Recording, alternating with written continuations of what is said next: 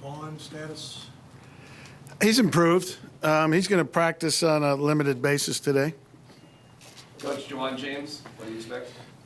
I expect that he should be ready to go. How we'll play him, if we play him, remains to be seen. One of the things is Elijah's been playing pretty damn good too. So, he's not ready to play an entire game anyway, so we'll figure that out if he's able to play. Would it just be a right tackle for Juwan if he plays? Yes. Is Leary still in the concussion? Yes. He won't practice today. Drew Lock, now that you've watched the tape, what do you want to see from him this week that he maybe didn't accomplish in week one? Just some better throws in some situations, a little bit more accuracy, just general improvement all the way across the board. And obviously the one thing that everybody notices is the throws. So I thought he missed a couple the other day, but that's to be expected. Hopefully he misses less this game. What were you most encouraged about after watching the film with Drew? Just that I think he did a good job handling the situation. Pre-snap, emotionally. Didn't feel like it got too big for him at any point in the game. That was kind of the most encouraging. Drew said that the team was getting to know him, but they'd see more of him this week. I guess that meant more of his personality. Are you excited to see what that might be? Yeah, anxious. Vic, in your experience with quarterbacks that some like to move around a lot like Deshaun does, but he's almost 50-50 and sometimes he runs it, sometimes he throws it. How do you kind of prepare for a guy that kind of does it both ways instead of just one of them? Yeah, he's a hard guy to defend. You have to, like I always say with these guys, you got to defend the play they've called in the huddle and then defend the play that he's improvising. And he's really, really good at it. He's fast. He's instinctive when he's scrambling. He's looking to throw. He's been doing it all his life, and he's really good at it. Is there a receiver group, or where does that receiver group rank when you look at Hopkins? Still Fuller, like it looks like they might have a versatile maybe a group. What do you see in that group? They're really good. 3 high-quality guys. Everybody knows about Hopkins. Great catcher of the ball, great catch radius, very athletic, good runner after the catch. Fuller, really good speed. He's improved his route running since the last time I saw him. Stills is a good receiver with good speed. They're really good.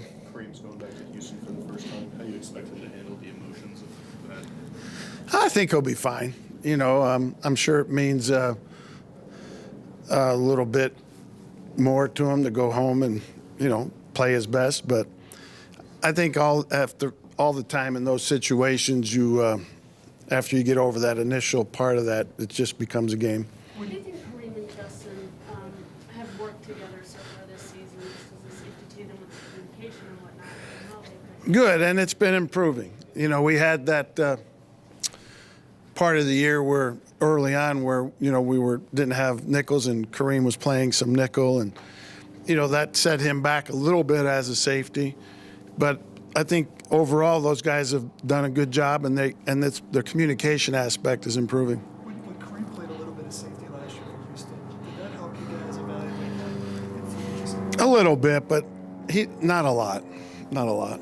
With Derek down, Draymond Jones ready for more snaps? Yeah, probably. Probably.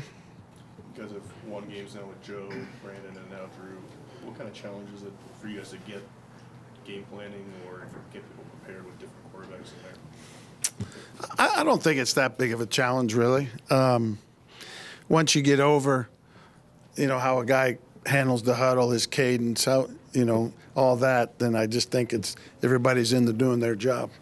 Coach, did you have any issues with how emotional Brandon McManus was when he didn't have the opportunity to get the 65 yards? At the time, I didn't know it went on until after the game. But, he wanted to go out there and try it, and I didn't think it was the right thing to do at that time. And the big part of the reason didn't was because it's been proven in the past with other kickers and possibly him too that, if you take a big swing at one of those early in the game, it could affect your swing later in the game. And so I'm saying that's why he made the 52 and 53-yarder because he didn't alter his swing for a 65-yarder. And the air was a little heavier than normal. Did you need to have a chat with him, though, about that kind of reaction afterwards? I talked to him afterwards. No big deal. He said he took exception to that a quarterback doesn't change their throw on a Hail Mary pass. And he wouldn't change anything he did. Yeah, well, there's proof in his career that it happened to him already.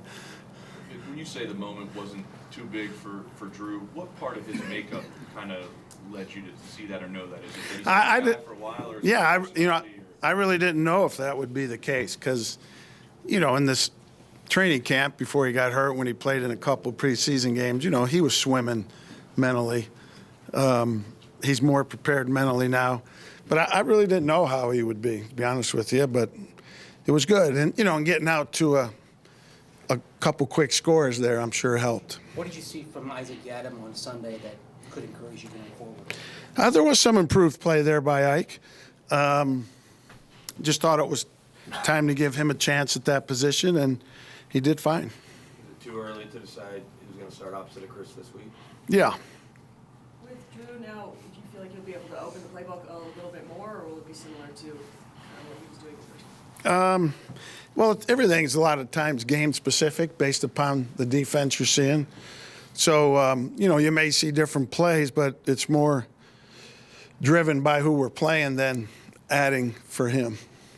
What does the offense need to do to turn what it does early in the games and make a transition for the rest of the game that's struggling? Yeah, that's a good question. That's been a problem for us, We just need, we can't miss 3rd and 1s and 3rd and 2s. That's what, stopped us in the second half and half of our drives. We've got to be able to convert those. I think that's the big thing is converting your 3rd downs so drives can keep going. Early in the game there, I think we hit on 5 of our first 6 or 7 3rd downs, and then after that, not so. So 3rd down does become a big part of it. Vic, what did you guys lean on in preparing Drew for his first start and kind of in this week too, just a guy getting his first couple games in the NFL as a quarterback? Did you talk to Rich about San Francisco? They had a shuffle with some guys making first starts and stuff like just kind of how do you balance putting how much you put on his plate, how much you kind of prepare him in the manner in which you do it? I just talked to him a couple times during the week, last week, see where he was at and give him my 2 cents. I mean, yeah, Rich does have experience with guys coming in and out of the lineup. But those guys were there. The biggest thing with Drew up until leading into last week was the lack of practice, going all the way back to training camp. That was the biggest issue. Does that figure in when you look at how Rich calls a game because of he's inheriting a quarterback that's practiced essentially 9 times? I mean, how does that figure in as Rich is coming up with a game plan in your view of a game? It figures in, but, it all depends what he feels comfortable with, too. Okay, thank you. All right. Thank you.